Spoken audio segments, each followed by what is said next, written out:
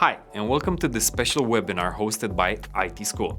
I'm thrilled you're here because what you're about to watch isn't just another Agile talk. It's a rare, honest conversation with one of the co-authors of the Agile Manifesto himself, ARIE van Bennekum. At IT School, we've built our reputation by training the next wave of tech professionals. But what we're doing here today is something more. We're stepping into the business world, into agility at scale, leadership, and real transformation. Whether you're just starting your journey or you've lived through more stand-ups than you can count, this session is for you. It's full of insights, bold truths, and the kind of clarity you only get from someone who's helped shape the way modern teams work today. So, get ready to learn, challenge your thinking, and if something resonates, share it. Let's grow this community together. Now, let's dive in.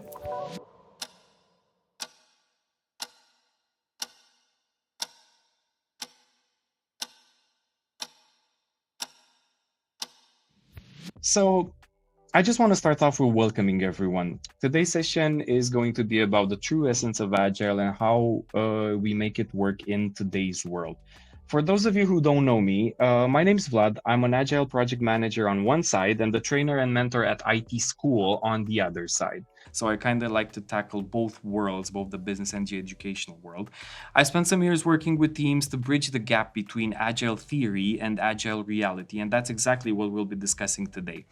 Before we dive in, I want to give out a huge shout out to IT School for making this happen. If you're not familiar, IT School is all about real world, hands-on experience for professionals looking to level up their careers.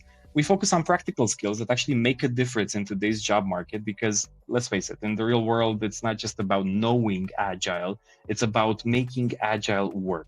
And that's exactly why we're here today, because understanding Agile beyond the buzzwords is what sets apart great teams and great leaders, and particularly great companies. Speaking of Agile beyond the buzzwords, I couldn't have asked for a better guest today. Joining us is someone who doesn't teach Agile, he helped create it. ARIE van Bennekum is one of the original founders of the Agile Manifesto. He's been practicing and evolving Agile for decades, working with organizations, small and large, around the world to drive real transformation. He's also the mastermind behind Agile business programs that bring agility into leadership and especially strategy, not just software development. If there's anyone who can tell us what Agile was truly meant to be, that's ARIE. And trust me, his perspective is going to challenge some of the more common misconceptions going around the business world today. ARIE, it's great to see you, and thank you so much for joining us today. Vlad, my friend, Hello, how are ARIE. you? Very good today. Thank you so much. Really excited about this webinar and giving me a chance to, host you for this one. Okay, let's rock and roll. Absolutely, sir. Thank you so much, Ari. You're going to be able to get to know Ari and everything. At this moment, I'm going to flash up a slide for everyone. If you want to take a look here, you can use your mobile phones to scan the QR codes that you're going to see on your screen. You're going to have contact details for Ari, which links you to him. You're going to have my contact details that link you to me. And also, you're going to have IT School's contact details there, and you're going to be able to see everything that's going on with each and every one of us. So that's going to be absolutely amazing. I'm going to flash this one up while we have our Q&A session, so we should be more than fine. All right. So, Ari, before we talk about Agile today, I want to go back a bit to the beginning because Agile didn't just happen to appear out of nowhere. I think there was a real problem that led to its creation. So thinking back to the 90s where software development was slow, rigid, and full of some of the failures that we come to see today as well. Budgets were blown, projects dragged on for years, and by the time something was delivered, the business had already moved on because new things were emerging. That's why, and just a bit of context for everyone here, that's why in 2001, a group of industry experts, including ARIE, got together to solve this problem. They didn't necessarily plan to create a manifesto, I think, but they just wanted to fix software development at that time. But what came out of that meeting changed the way we work kind of forever. Now, ARIE, take us back to that moment in 2001. What led up to that meeting? What was happening in this industry that made this conversation necessary? I can only speak for myself, right? Yes, sir. I'll ask everybody, okay, so what did you do in the years before?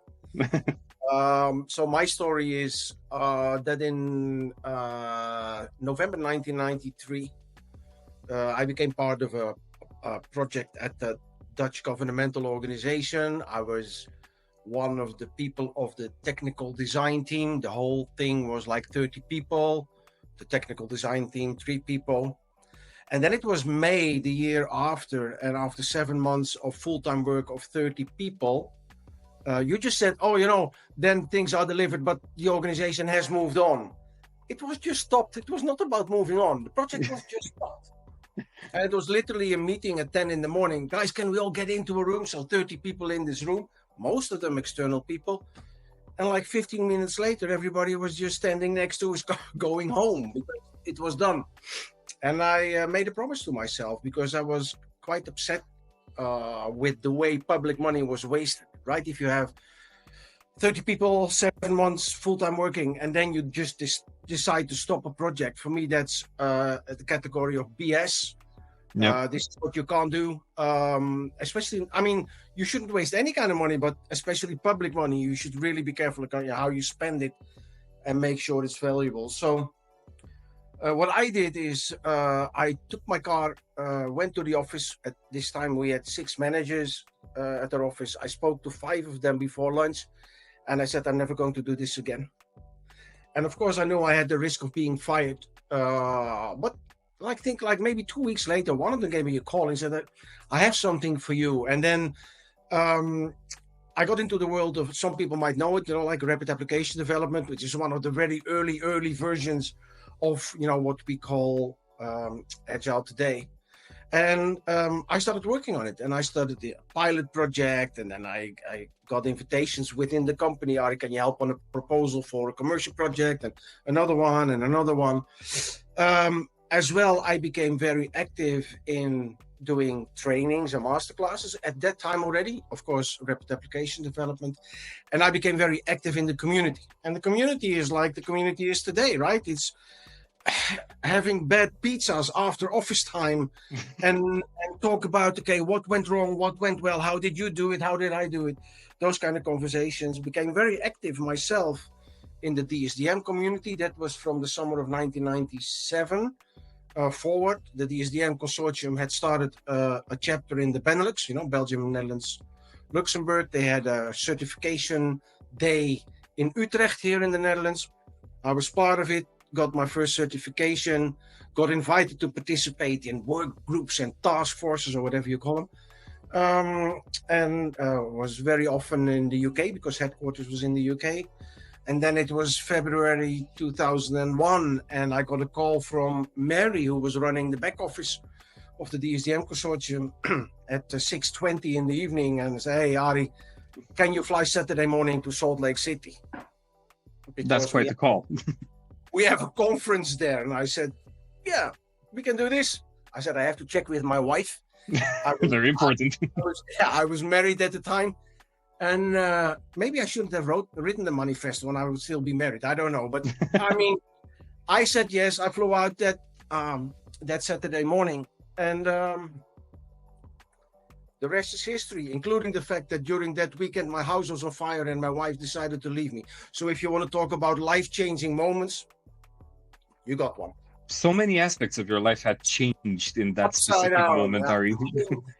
When it comes to the manifesto, we didn't realize the impact at that moment in time.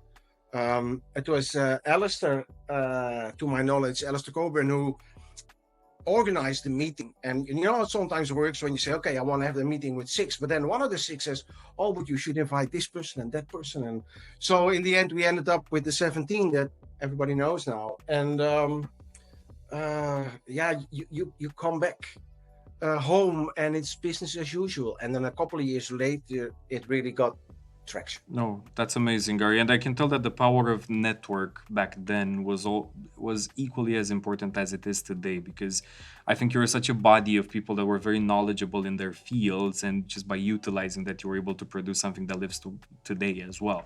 So that's absolutely impressive. This is what happened. You know, very often people ask me, the new version of the manifesto. And then I always say, you make the first version working first, okay? And then exactly. You actually led me into this one, Ari, because I know I'm very familiar with the Agile Manifesto, the one that you guys wrote back then. But I'm also very, very curious because I know I've seen a new version, and I know that the same version, or if it's a new thing entirely, it's called Agnostic Agile Manifesto. I know you were a big part of that one as well. I've went through it, and it does hit really hard. It hits in the, let's say, the real life scenarios that we're all going through as agile practitioners and people that are in the business world or are just starting out. And can you tell us a bit more about that, how that came to fruition? Yeah. So actually, I see now in the chat Fernando from Argentina coming in. Mm-hmm. Fer and I go back years. You know, you talk to Lindsay and I go back to 1998, and Fer and I go back like 6-7 years now. That's amazing. We're amongst friends here. Yeah, we are. You know, the big point is that what you need to realize, and I love the quote from John Kern. He said, you know, when we walked into that room writing the manifesto, we left our egos at the door. And yes, we were with 17 people. There were 13 different frameworks presented in the room because we presented to each other and talked about, you know, what is it that we do and why, and that, you know, what we share is the Agile Manifesto. And when it comes to Agnostic Agile, you know, I've always worked agnostic from that perspective, because I always like when I see people do, think, oh, let me try this. Maybe I can do something with it, right? But unfortunately, traditional thinking is, give me a book, I read the book, now I'm an expert, right? Yeah, and that's just the work. Even worse, it's stimulated by managers. I sent you to a training. Now this is what it is. So people tend to focus on frameworks, but the frameworks that were presented in the room in February 2001 all have a different angle, a different type of group that they focus on, a different benefit. I mean, there are a couple of benefits, more than one, obviously. But, you know, one is focusing more on the quality, like test-driven development, you know, very much focusing on quality. DSDM, very much focusing on the business value, not so good on the quality at the time, in my opinion. There first. And of course, you have the efficiency part, you know, like Scrum, very much focusing on efficiency. And if you want to reach that agility, that means that you need to know multiple frameworks across the different areas of the problems that they solve and the benefits that they have. And you look at the team or you look at an organization and you think, okay, if this is your problem at the moment, you could try this. And, you know, sometimes it's from a practice from XP or TDD, Scrum, DSDM, Adaptive, Crystal, FDD. And this is where the word agnostic comes from. And if you want to reach true agility, you need to work agnostic. Tell that managers. That's not going to be easy. Absolutely not. I can tell you from my own experience, Ari. I mean, one of the living mantras, and this is actually inspired by you, is you can't be dogmatic in a world that's changing faster and faster year after year after year, because things are gonna get deprecated. Business cases are going to change. The challenges are gonna evolve continuously. And that's why I love to see how, for all of the frameworks that you guys discussed back then and everything, you made the best out of all of them. You know, it's something that's truly a mindset, you know, something that you can just pick up as a mindset, adapt to your business scenario, adapt to your problem, and use all of those, let's call them tools, to solve. And that's actually the kind of the biggest takeaway that actually was very much a part of my career while I was starting out, and still is to today. And just wanted to say thank you for that. Well, the point is that you know, when I'm working like this in the late 90s, and I remember a CIO of one of my clients saying to me, "Okay, Ari, you're doing your projects very successful. You know, happy client, on time, in budget, right? It's really nice, but we're not going to work like you because it's so complicated." And I thought, I think I simplify stuff, you know, without all the document streams, without all the acceptance meeting, the plannings and the delays and all that bullshit. But also, no, I knew he was not lying, not to himself, right? So this was his perception. And this is where you start understanding, okay, it's not about, you know, that top layer where we do. You have to go down to that layer below. Mm-hmm. And that's mindset. I mean, you use the word mindset, and it takes time to get there. Of course. It takes time. And you need people next to you when you know, I call it innovating backward, right? When you go back to old solutions and you think, oh, fuck. This is the moment where you also need sometimes somebody say, hey, hello. You know, that's what you need. And my trigger is always, because I am next week, I'm 61, don't move old trees, right? That's what they say. So I'm not too happy about, changing stuff all the time, but I know that change is the only constant factor that we have. So I need to adapt, right? So I can see that it's difficult, but, those things are based on the old way of thinking, the way we perceive it, two-day training, the way we perceive it. Just tell me what to do. No, we didn't get there by somebody telling us what to do. We got there by experimenting and trying and sharing knowledge and information, right? That's it. Okay, that's my point. Yeah. That's very insightful, Arjen. Thank you so much for that, because exactly to your point, this rigidity that's going on in the market right now is not necessarily helping everyone. It doesn't help because if you're, using all of the agile words, but not really practicing the mindset in itself, which actually leads me to my next question, Arjen. This is one that's been, a very big part of, let's say, the modern world as we speak. Agile has grown way far beyond software development. I know everyone usually attributes, okay, Agile is working for software development and so on, but I do know that that's not the case, because being a mindset, having all of these frameworks there, it can grow far beyond software development. What are some of the key factors, Ari, for businesses to truly embrace agility today in this context? I mean, embracing agility, if you don't like the word, don't use the word, but use the practices, because in the world of today, you need it. If you're going to hold on to, rigid processes that will take you months or years sometimes, to get to a new life situation, you're not only behind on today, but also you might be bankrupt and out of business, right? And that goes faster than you think. So when it comes to, I think we made a mistake when we wrote the manifesto. This is my personal opinion. We should never have used the word software. Okay. We should have put there a word like, for example, solution or service, or that kind of word.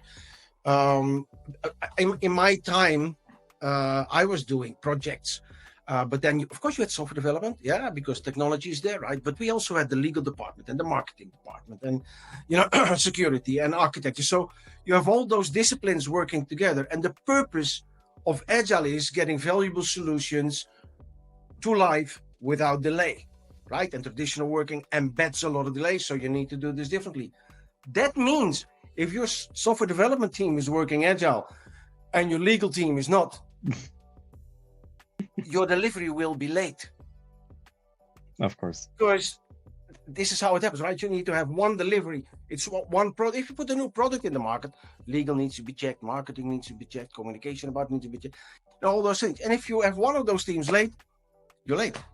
And I think if you look at today's world, and I say this line already for maybe like 15 years, but it's getting worse and worse. The pace of change is only going up, is never slow. Look at ChatGPT. Exactly. 5 years ago, it wasn't there. Exactly. The whole AI kind of thing was like sort of, okay, that's what nerdy people do in a dark room or something, that kind of stuff. And now it's there, full blown in your face. Everybody is working with it, right? Exactly. I got a video from our own marketing lady, and I can tell you she's very Dutch, and she was talking Swedish to me, and I thought, what is this? This is how you can pivot things that you did into something that you can do today, when it comes to marketing in the Swedish market or whatever, as an example, very simple example. Yeah, exactly. And it's very fast paced, because to your example of ChatGPT, I remember a few years back, the AI was such a buzzword that you knew it was there, but it wasn't in your day-to-day life. Now, everything's being, all these tools, Gen AI and everything, they're used for so many increasing use cases. It's absolutely insane the rate of which they're being adopted. It's quite blissful to see, that we're adapting new technology so far. But it does beg a question that I've been meaning to ask you, Ari. So, that in all of these transformations, agile, technology and things like that, you do require skilled practitioners to take charge of that change or make that change a reality. For you, what does a skilled practitioner mean, Ari? What are some of the skills that you need to have, both as an agilist and someone working in today's tech environment? How would you see that profile? Yeah, there's not one definition, right? But what I think becomes more and more important is that people are, and I know, it's a stereotype quote, but I think people need to understand that you cannot learn a trick and do that trick for the next 15 years. It's not going to work like this. Tools will change. A way of working that was not possible yesterday is maybe possible in 3 months. The way you work for the last 3 years might be completely overruled by, for example, AI. So what?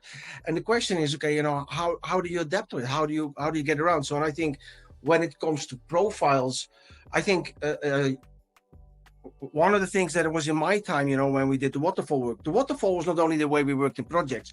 The waterfall was also your career path. And I don't want to insult anyone, but if you knew nothing, they put you in operations.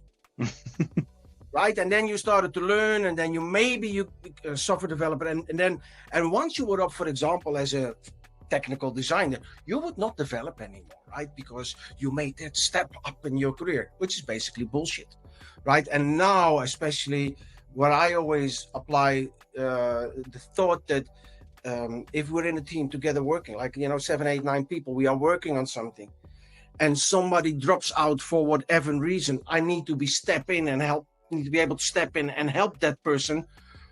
Which means that I need to have multiple skills. I cannot just rely on one silo skill. I need to have a broader profile, so broader. And I think the most important characteristic, accepting that change is a given fact and that you need to be able to respond to it.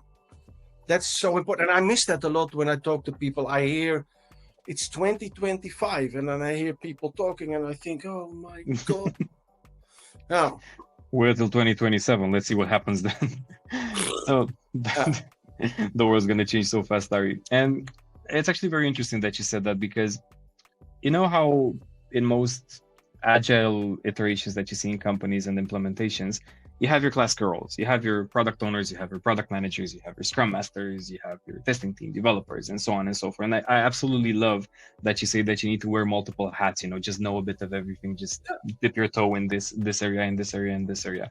How do you see these classical roles changing, Ari? I mean, I'm just thinking, I've been doing a lot of Scrum in my career. I've been doing here and there product owner work and whatnot. I was just curious, how do you see these roles adapting particularly?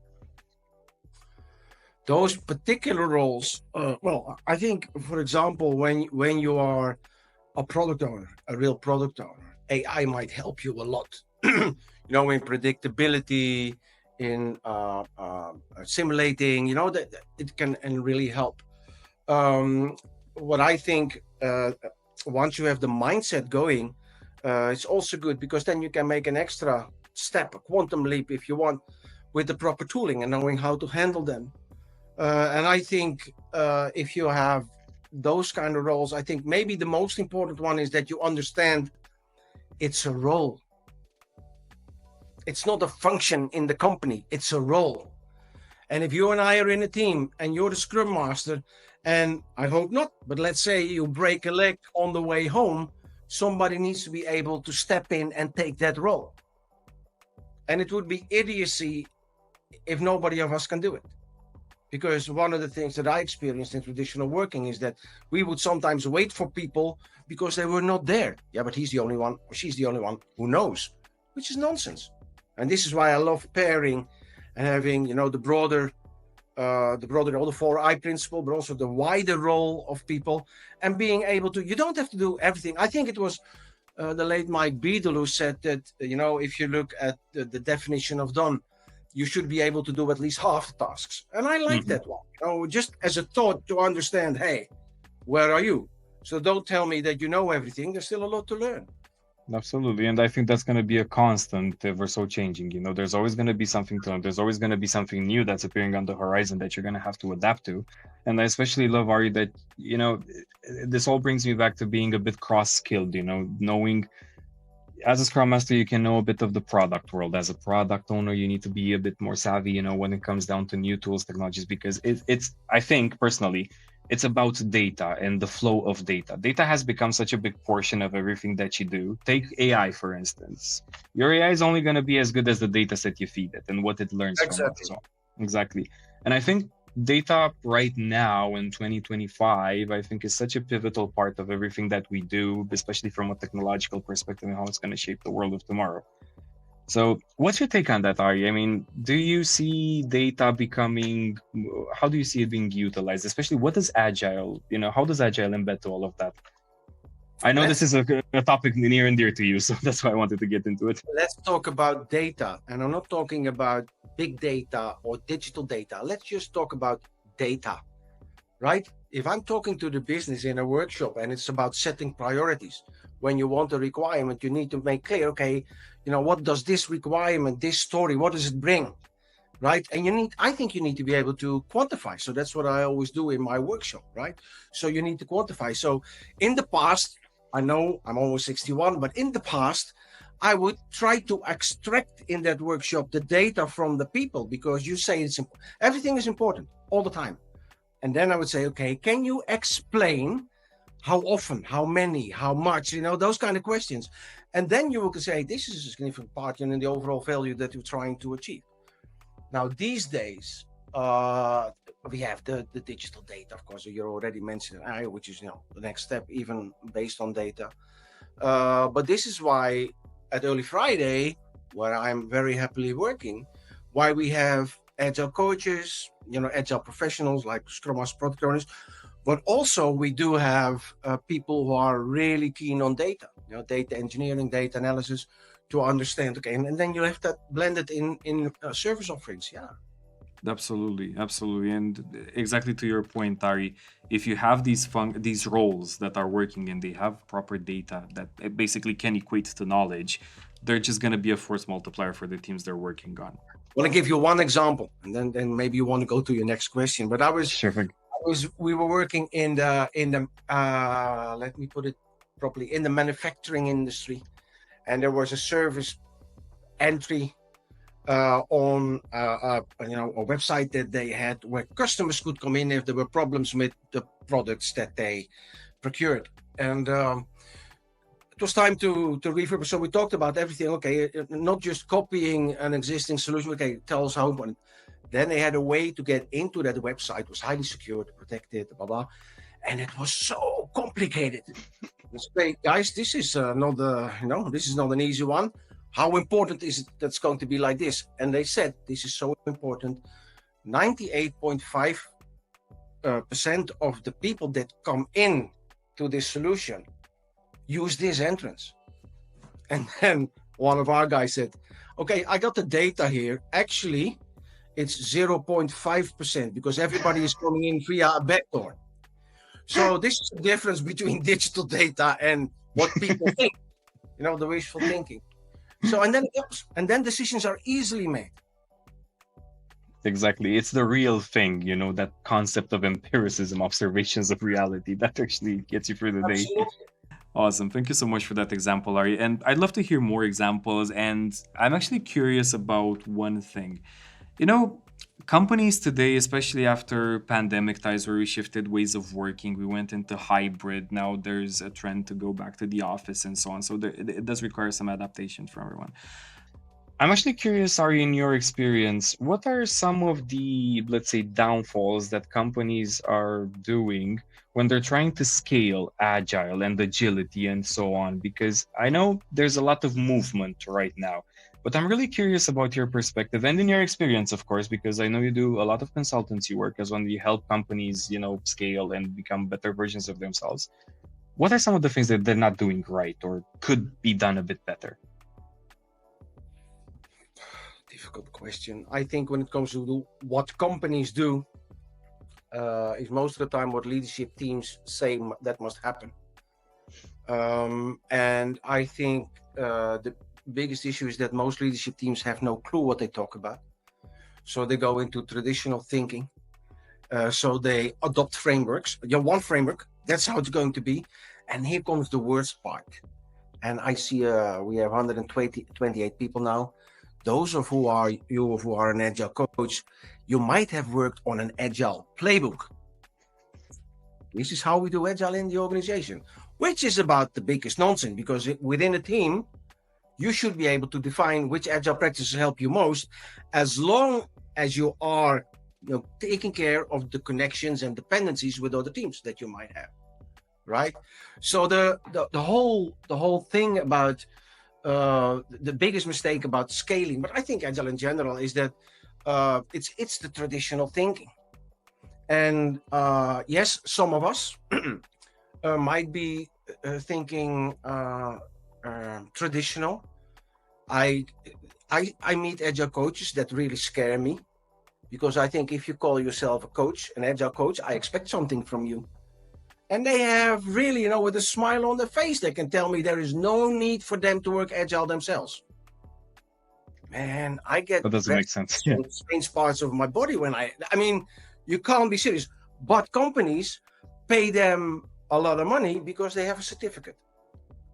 And now you get the connection from Jon Kern's statement, we left our egos at the door, which a lot of people don't do in the Agile world, but also the connection to people in leadership teams that are so used, brainwashed by traditional thinking, they don't even understand and know and realize how traditional they are in their thinking.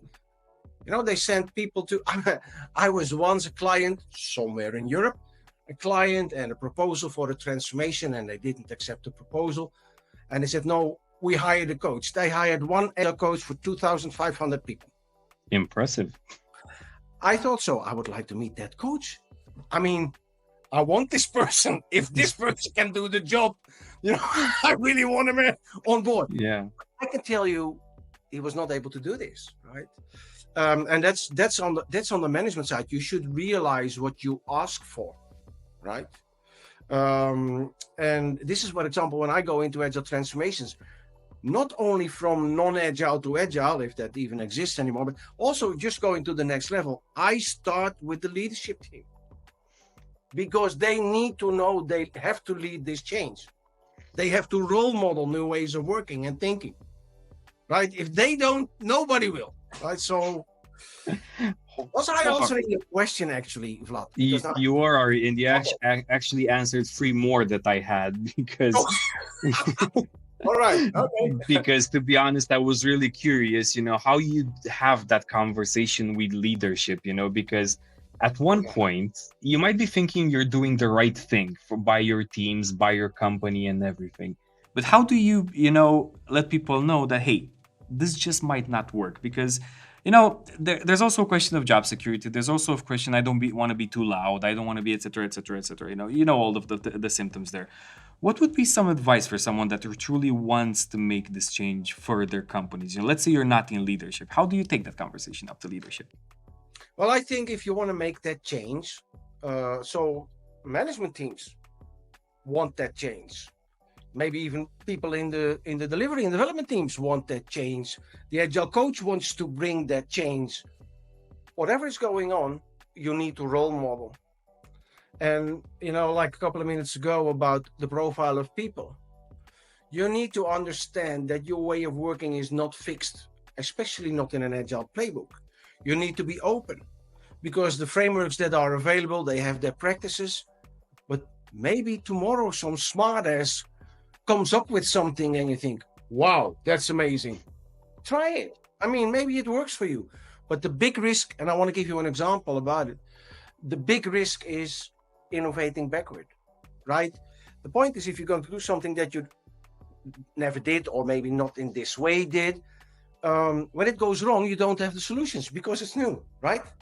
Exactly. What people tend to do is, they go into their brain and they look for a solution. But what's in their brain? The old solutions. And that's innovating backward. And that's what you need to avoid. And that means that you have to replace habits, which is difficult. But also you have to replace, even more difficult, reflexes. I want to give you an example. Yes, please. I love cooking, right? In my previous house, I was at the time with my younger son. He was living with me. I'm in the kitchen cooking. He comes in from work, sits at the bar, and we have a chat, right? Now, when I got into that house, it was October 2000. And this conversation was maybe 2022 or 3 or so, right? In 2000, when I got into, I put the trash bin in the kitchen behind one door. In I think it was 2014 or so, I moved the trash bin from one door to another. And now it's 2022 or 3. I'm talking to my son, and while I'm cooking, I want to throw something in the trash. And I opened the old door. Over 20 years. That's a good example of muscle memory. This is what your brain does, right? There's also good news about it. Here in my new house, in the kitchen upstairs, I got in a year ago in April, and I just quickly put the coffee machine there and the coffee behind one door. And then, I don't know, maybe like 4 or 5 months ago, I moved it to another door. And then I had the same situation, and I opened the old door. But that old door was only like 4 or 5 months old. So you can, change habits, you can change reflexes, but it takes discipline from yourself. And it also takes accepting from the people around you that they say, hold on, what's going on here? And if you hear yourself, yes, but, it's an old habit tapping on your shoulder. Mm-hmm. Okay, then you need to be honest. Say, okay, yeah, I messed up here. I need to do this differently, right? And innovating forward means experimenting. And this is also where the management comes in, because they don't want you to experiment. They want guarantees. I mean, traditional is completely fucked up. Everything goes over budget and is too late. But we want a guarantee from you now, which is nonsense. Right? And it doesn't mean that you can do whatever you like. That's also nonsense, right? But in your retrospective, I mean, this is the golden machine of every team. You identify, you improve step by step, and you try to be a little bit better every sprint. Absolutely. That's the continuous improvement, the continuous learning portion. Innovating forward. That's the point. Exactly. Thank you so much, Ari, for that insight. It's absolutely amazing. I personally, one of the things that got me into Agile, and it was one of your older speeches, I think, that I love how you simplify things. And I think that's a big one for the audiences here, because, all of us that have been working in these roles for, I don't know, a decade, more than a decade or something, you're very used to things being overly complicated, as in speechcraft. You use all of the terms, you use all of the lingo and things like that. But it's really refreshing, at least for me, and I think for some of the people in our audience as well, to hear things in a simplified approach. Because, I don't know, and you let me know your thoughts on this one. We have a natural tendency to complicate things when things can be a bit more simpler. Have you noticed that in your experience so far? Yeah, complicating things and also being afraid. I want to give you one example of the last one. So there's this company that I every now and then visit. They have an agile coach, and the teams are asking, we need to do this differently. And then the coach said, yeah, but you're not ready for this. The coach needs to make them ready, needs to bring them there, needs to make it happen with the team, right? And I think that was an example of bad coaching, but also overcomplicating things. I mean, we didn't get there, by talking about it and doing business as usual. It's about, okay, we're going to do something different now. And sometimes it worked and sometimes it didn't. And then, okay, what went wrong? How can I improve? And if I have something that works, I'm happy to share that with you. That's amazing. Thank you so much, Ari, for that insight. And one more thing that comes to mind now, and I know we spoke about leadership, we spoke about some of the traditional roles, but I'm super curious, Ari, how do you see the people that want to get into agility, get into these roles, the people that are just starting off their careers? Because I'm going to give you an example. Most of our people from the audience of IT School, I was saying in the beginning, we provide educational paths and career paths. And we're trying to teach the generation of tomorrow, to be proficient at their jobs and give them a career path. What would some advice be from you as a thought leader to the people that are just getting into agility, that are just getting into their careers and everything? Because I think that's going to be a really important one that's going to stick with them. Yeah, so what I think you should do is, first of all, accepting that maybe you did university, maybe you have a master, absolutely awesome, very useful, very beneficial, but there are things that you don't know.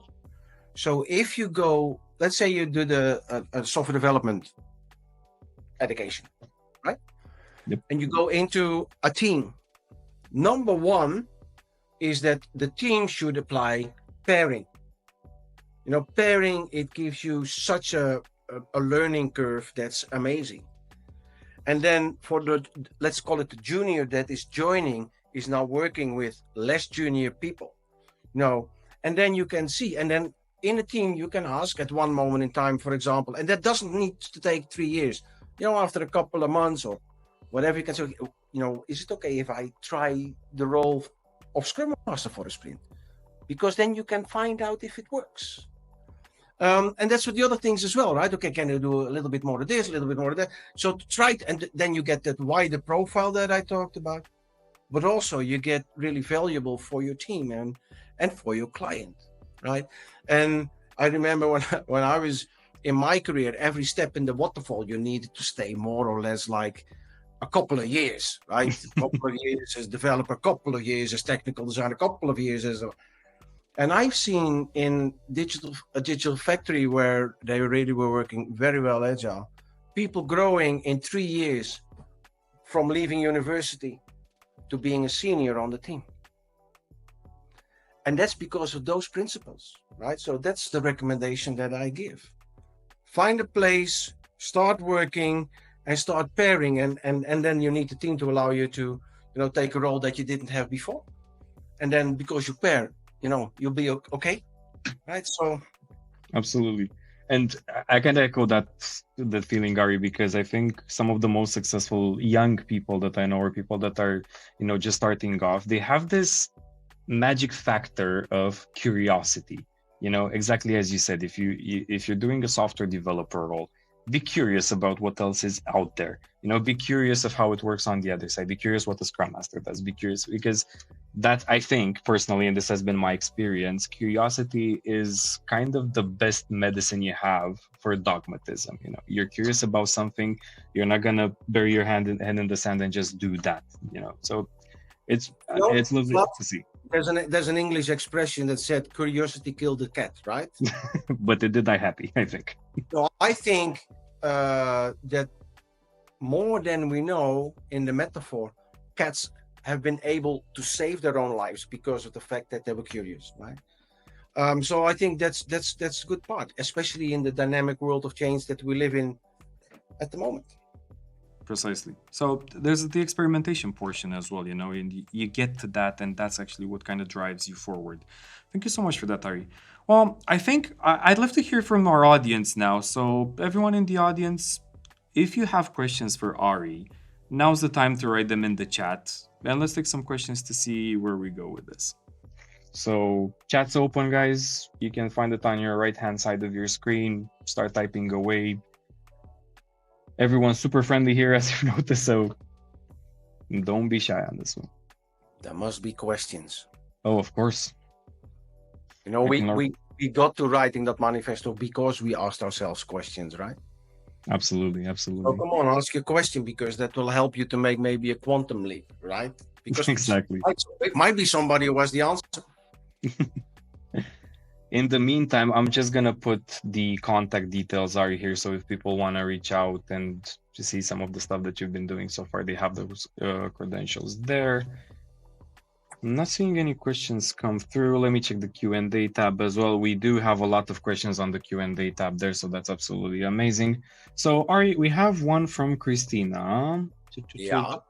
Project management, PM certifications, are they still valuable in 2025, like PMP, Prince2, PMI, ACP, Safe Agilist, and so on?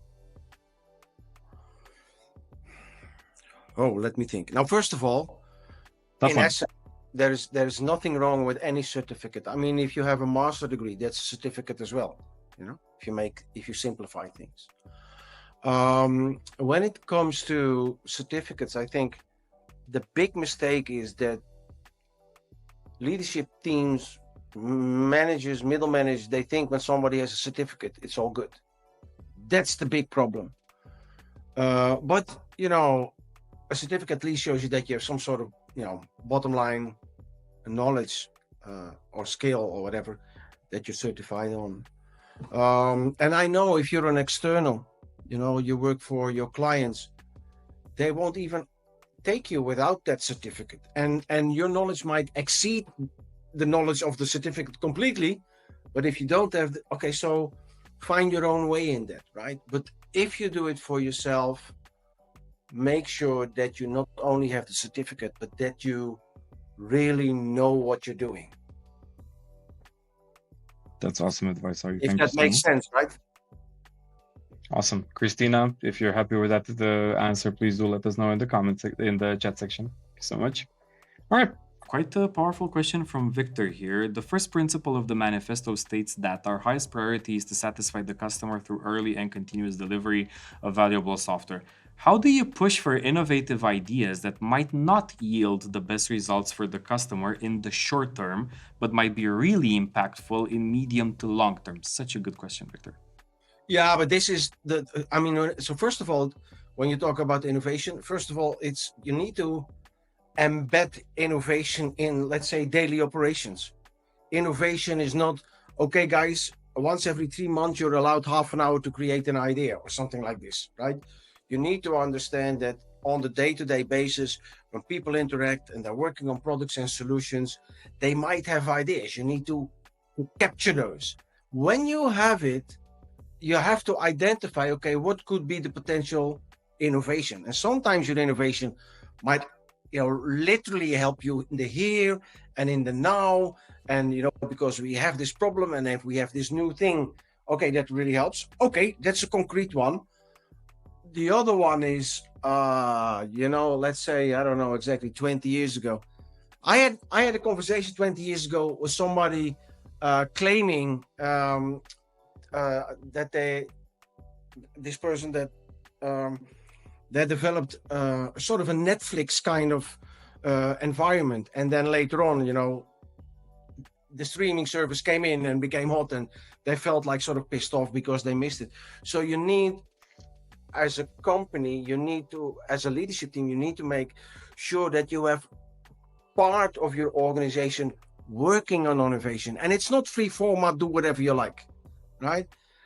I want to give you an example. I work for a tech company in Germany. And one of the board members said to me, Ari, we want to work agile. And especially the efficiency part for us is very interesting, because if we save time, we will use that time for innovation. We are a tech company. Innovation is our lifeline.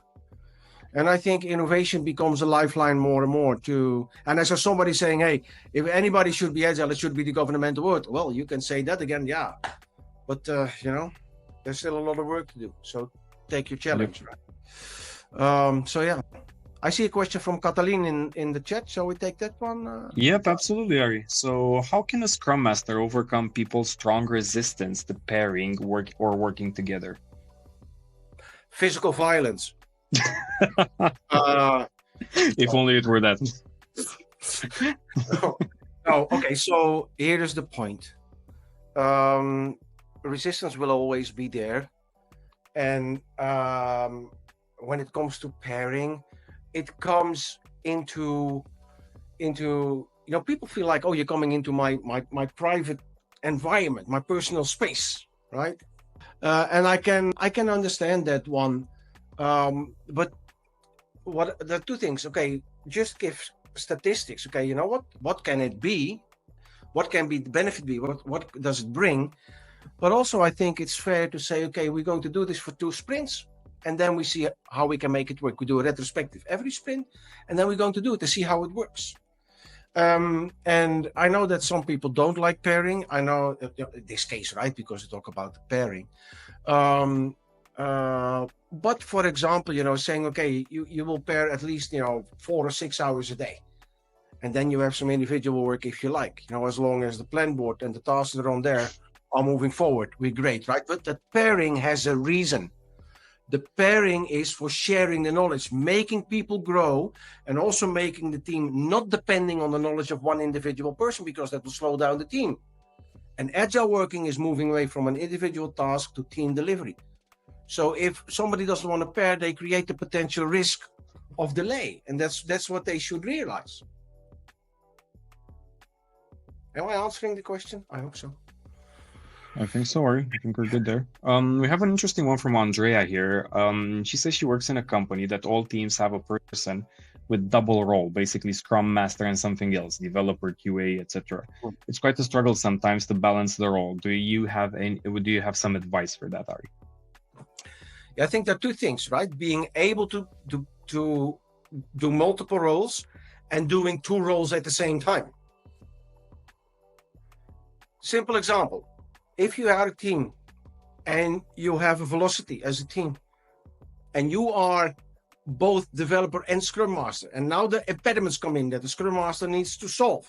So now we lose development capacity, right? There's always the tension between content and process. Some roles are not easy, to combine. So you have to figure out how to do this, right? So that's a good thing. And I think this is one of the problems that you see more often in organizations, that likely people take or are given by the management multiple roles. And I saw from Marius in the chat, I saw the question, what is the biggest misconception about Agile in the corporate world today? I don't know what's the biggest one, right? But what is the one that I see a lot and that makes me at 11 at night after 4 whiskey cry in the dark? That is, I walk into we are working Agile. Oh, yeah, it's absolutely awesome. And I come in and they have a sprint for the features and a sprint for this, and then a sprint for development and a sprint for test and a sprint for using acceptance. We're working Agile. That's a bloody waterfall. Mm-hmm. Yep. Every sprint you need to go to production. Get it into your brain. And maybe, Marius, that's the one that I see. And this is especially when they call themselves Agile. They claim to be Agile, what you said, right? Yeah. There's so many things, but this is a big one, yeah. I do have another question for you, Ari, and I think this is a big one. We're getting this question from Vlad. What's one thing that you disagree within Scaled Agile framework? Oh, I have to admit that I don't like burning down, people's hard works, right? So there are things in the Scaled Agile framework that I would never do. And for me, it's not agnostic enough. And what the problem is, and that's not up to Scaled Agile framework itself, but the way that people perceive it, is that then you get that nice map, or this is how a safe organization works, and then people, especially managers, say, "Oh, this is me, and that's me," and they keep their old situation, their old positions, and it legitimizes the current situation, and you don't get anywhere. That's the big problem, I think. Yeah, very fair, Ari. And I'll just chime into that one as well. I have been working in safe contexts myself and everything, and I think you kind of hit the nail on the head there, because I think the system at its core is good and everything, but it's how you implement, how you go about the mindset of it, so that's going to be a big one there. Right. For the next question, we have the one from Dan. What advice would you give people who are starting to doubt Agile, citing meeting ceremony as being a big time consumer? I'm guessing it's about all of the meetings, all of the etc. Dan. Yeah. So I'm always surprised about this. And then let me tell you this. I was actually in Romania, in Bucharest, Vlad, of all places. Thank you so much for visiting, Ari. Got into the elevator, we were working there, and a guy walks into the elevator with me. He said, "Ari, that Agile of yours." I spent over 60% of my time in meetings. And I said, how in the world is that possible? Because you have a daily, every 2-3 days you have a heartbeat. The daily is like 10-15 minutes, the heartbeat is maybe 45. You have a retrospective at the end. So if you look at the time that you bring in the meet, if you do them properly, that's not that much. Turns out they kept all their old project, program, whatever meetings, right? And we're blaming Agile about this, right? So I think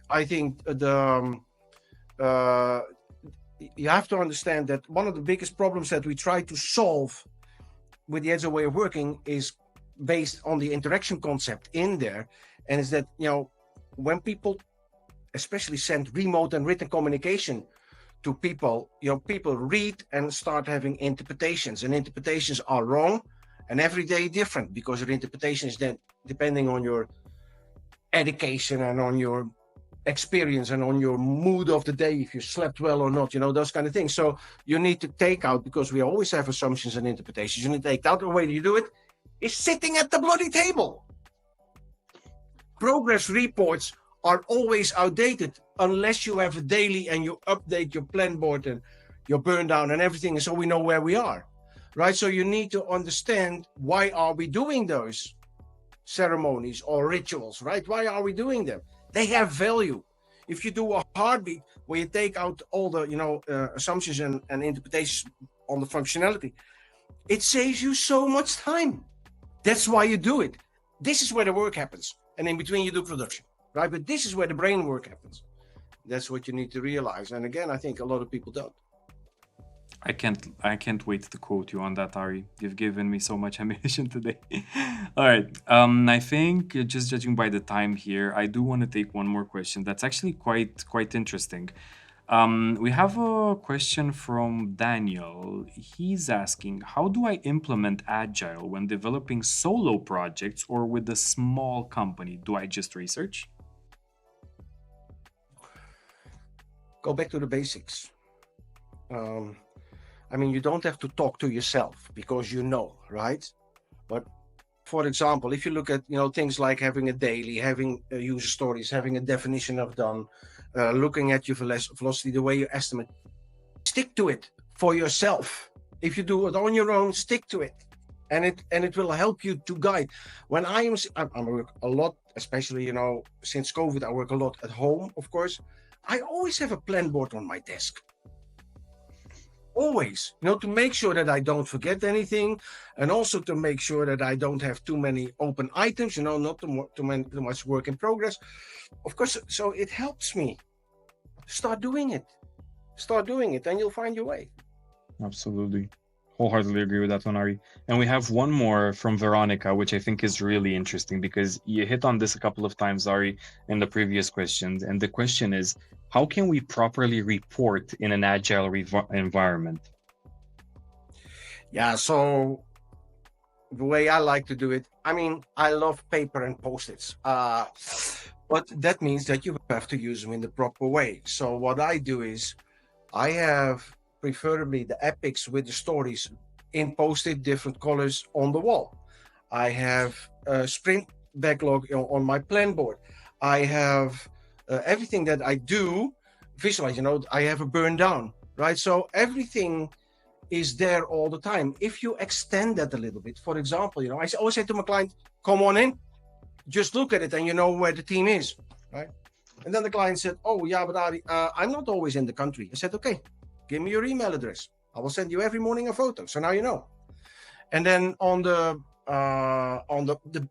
complete backlog, the backlog is subject to change while you go through, the sprints, right? And you have original stories, change stories, deleted stories, edit stories. I use different color of Post-its. Now everybody can see, and when a story is done, you take it, you put it on the plan board. When it's done, you put it back on that big backlog, you check it. So now anybody who walks in can see, oh, that one's done, that one's done. It's done, but it was a change story. So you need to understand how you can use it, make it work for you. You can use, tools. I will not mention names, but we all know what kind of tools that we have, especially if you have geographical distributed teams. Fine, make it work. Start doing it. Thank you so much, Ari. I just love the simplicity behind that because it's such a visual experience and such a satisfying thing to move something to done. It's absolutely insane. All right, I think, Ari, we are at time today. Any closing remarks for our audience, sir? Yeah, there's one. A lot, by the way, but I will do only one, right? Sure. When we go into those kind of processes, new ways of working, even if you do a retrospective and you want to change something, like that person that says, oh, I have people on my team that don't like pairing, right? Don't blame them for not doing it, but see what you can do yourself. That is very important. We have in the Netherlands an expression that if you point at somebody, 3 other fingers point at yourself, right? And one of the things that I had to have the privilege once years ago to sit at the table with, he just retired, Mr. Kofi Annan, who was Secretary General of the United Nations. And we had a very long conversation, not just me, we were like 4 or 5 at the table, but like an hour and a half. And at one moment, getting to the end of the timeline, I asked him, what is the recommendation? And to give you the short line, he said, Ari, I asked him for a message for my two sons. And he said, Ari, tell your boys that change always starts with one person. So stop blaming other people. Stop blaming the culture. Stop blaming the management. Stop blaming, start doing. That's how we got there. Yeah. Thank you so much, Ari. That's really insightful and very, very strong. All right. Well, Ari, thank you so much for taking the time to see us today. Really appreciate your time and all of your expertise and your really heartfelt advice, because I think for some of us, and I'm hoping for most of us, that's going to carry forward into our careers and our personal lives as well. So really thank you for all the impact that you bring to the table in today's modern world, which is very, very dynamic. All right. So just a few closing remarks. Let's just agree that I will come to Bucharest and run a couple of master classes there that people can join, right? That would be nice. I have one exclusive right next to me, Ari. I'm just saying, so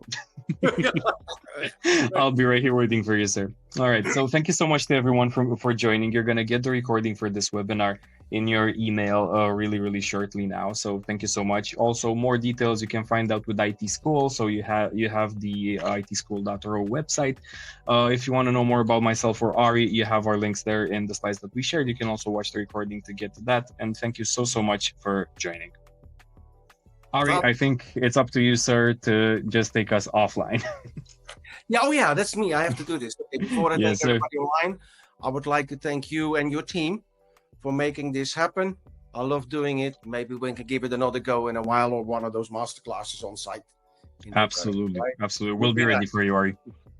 Okay, thank you, everybody. I will, because I have to switch off the session, right? That's what you told me. Exactly. So, you said do it yourself, so. Yeah, I'm going to do that now. Everybody have a good evening. Enjoy. If you didn't have dinner, enjoy your dinner, and maybe we'll meet again in the future. Thank you. Thank you so much, everyone. Thanks, Ari. Bye. Bye-bye, everybody.